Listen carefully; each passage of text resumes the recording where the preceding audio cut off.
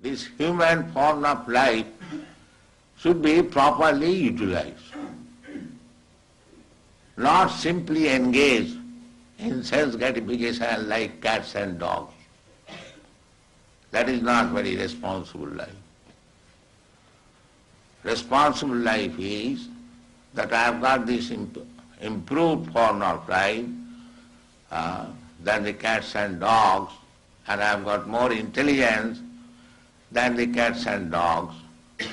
If I simply utilize it for 4 bodily necessities of life, 4 bodily necessities of life means we require some eating. The cats, dogs, human being, or High Court judge or anyone, they require some eating. They require sleeping, apartment. So that is, cats and dogs can sleep without apartment. But the sleeping required. That is fact. Eating required. That is fact. And sex life. That is also fact. And defense. That is also fact. But these things are common to the cats and dogs and man, human being. So what is the special feature of the human being? The special feature of the human being is that a human being can consider that I have got this nice American or Australian or Indian body, then what I am going to get next? What kind of body? That is utilized for human intelligence. A cat and dog cannot think like that. Therefore our business should be, now by the nature's way, have come to this form of life, by evolutionary process. Now I have got good intelligence, how I shall utilize it? You are cultivating knowledge. The ultimate goal of knowledge, Krishna says, is to know me. Vedashta sadvai ahameva vedam. The whole knowledge is meant for understanding God. That is the end of knowledge.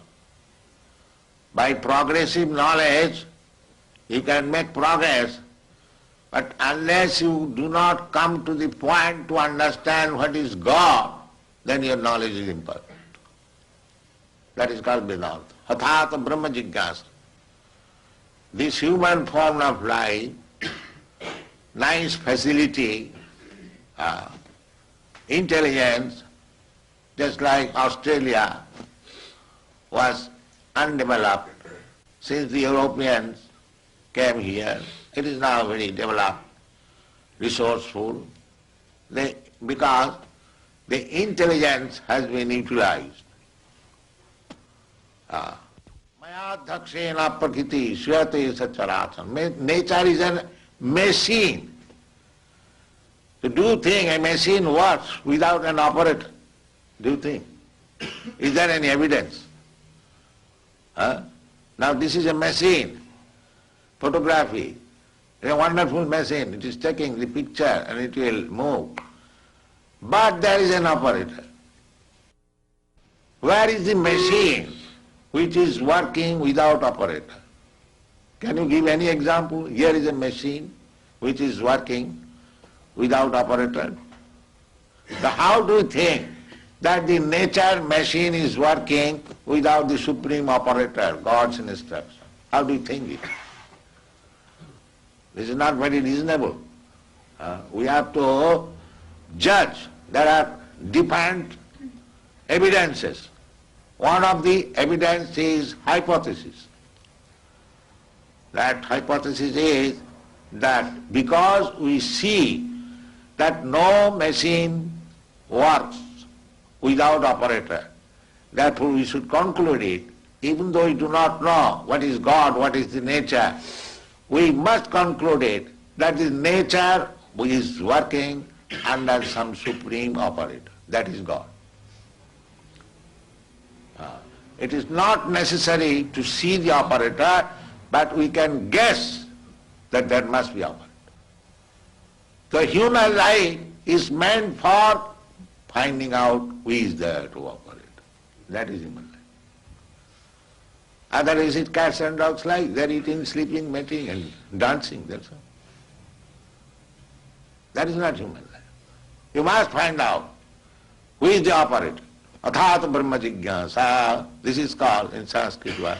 Now this human form of life is meant for inquiring about the supreme operator. Now that supreme operator, Krishna, is so kind. He is giving evidence in the Bhagavad Gita. Maya dhaksena prakriti syate sacharacharam. Now here I am. Under my direction, the prakriti, the nature, material nature is working. So you accept, then your business is done. And Krishna gave evidences how he is controlling the nature. When Krishna was 7 years old, he lifted one big mountain on his finger. That means our understanding is that there is law of gravitation. By law of gravitation, such a big mountain, it cannot stay in one man's finger. That is our calculation. But he did it. That means he counteracted the law of gravitation. And that is God.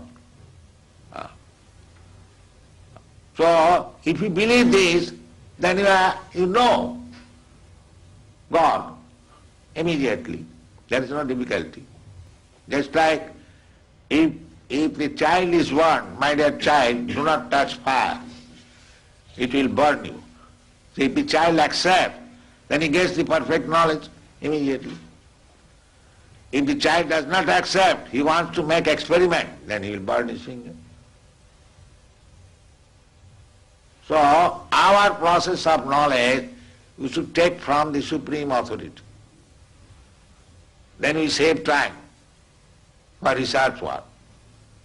That is Krishna consciousness movement. We take perfect knowledge from Krishna. I may be imperfect, just like child is imperfect. I may be imperfect, you may be imperfect. But if you take the perfect knowledge from the Supreme Perfect, then your knowledge is perfect. That is the process. This is called avarohopantha, knowledge coming, deductive knowledge. So everything is there, and if you like to take advantage of this movement, make your life perfect, go back to home, back to Godhead, then fully utilize the center, our Melbourne center, come here, read our books and argue, try to understand with your full knowledge, no blindly acceptance. There is reason, there is argument, there is philosophy, there is science, everything is there. And if you accept that simply by chanting I shall realize, that is also allowed. Both ways. If you accept this simple process, the chant Hare Krishna and realize God, that is also fact. And if you think what is this nonsense chanting Hare Krishna, then you read books. Both ways we are prepared. Come and take advantage of this moment. Thank you very much.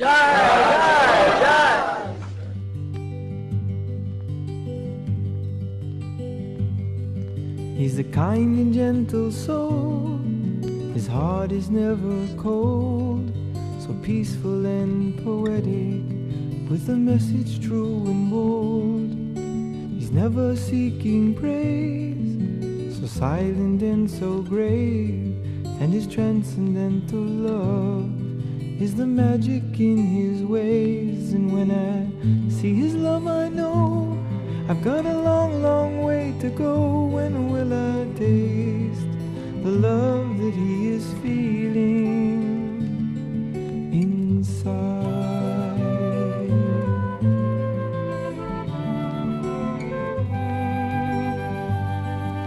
He's always meek and mild, with a warm and friendly smile, so simple in his living, singing all the while. He sings out Krishna's name, his glory and his fame, to serve his Lord and Master, in pleasure or in pain. And when I see his love, I know I've got a long, long way to go. When will I taste the love that he is feeling inside?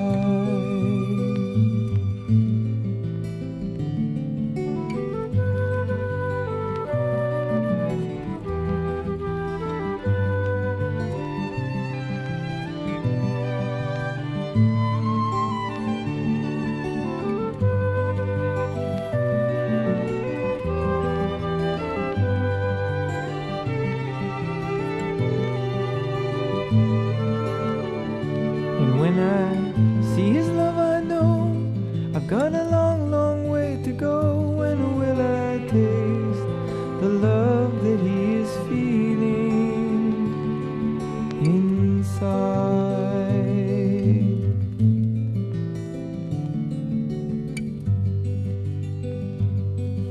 You'll find no lust and greed in a heart that's pure and free. He's a lover of the Lord, and his life is ecstasy.